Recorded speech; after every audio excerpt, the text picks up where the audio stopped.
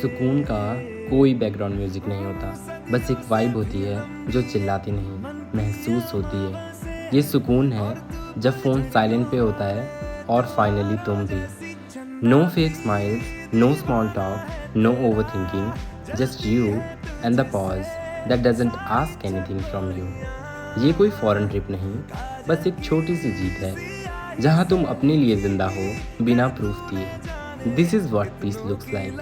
Cloudy sky, silent phone, and a heart finally not at war.